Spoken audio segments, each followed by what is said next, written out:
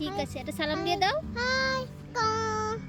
নভেম্বরের শুরুতেই ক্রিসমাস উপলক্ষে অনেক সুন্দর সুন্দর গাছ ছিল সবগুলা শপে, লিডেলে, তারপর টেস্কোতে।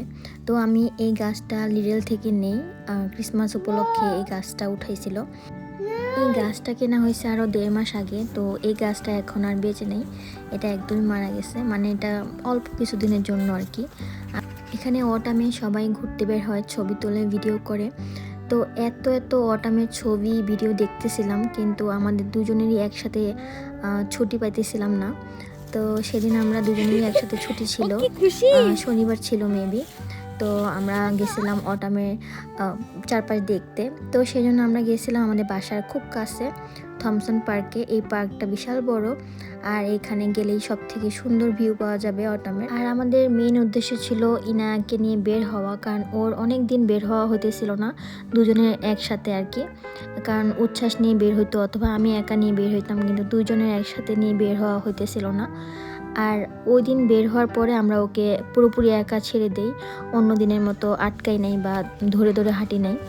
আর সেদিন ও সব থেকে বেশি মজা করছে, কারণ ও একা একা খেলতে পারছে, একা একা দৌড়াইছে, যা খুশি করছে একা একা। ও এত বেশি খুশি ছিল, একটু পর পর আমাকে আর ওর বাবাকে আদর করতেছিল, তারপর বারবার মানে বুঝাইতেছিল যে ও অনেক খুশি।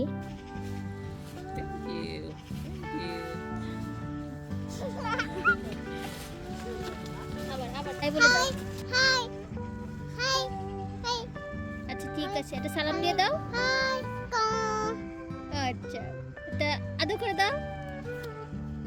ওকে, গুড।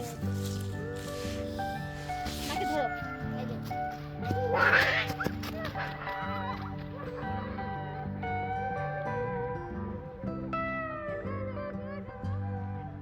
দেখি দেখি দেখি, তাকাও তো, তোমাকে তো প্রিন্সেসের মতো লাগতেছে। Wow, beautiful.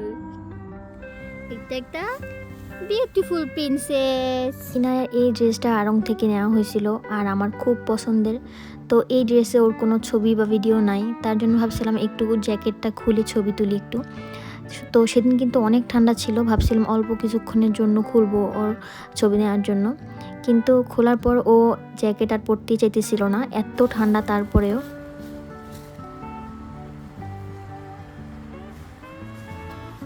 হাঁসগুলোকে দেখার পর ও তো মহা খুশি, হাঁসের কাছ থেকে ওকে সরানোই যাইতেছিল না কোনোভাবে, ও হাঁসগুলোকে ছেড়ে আসবে না।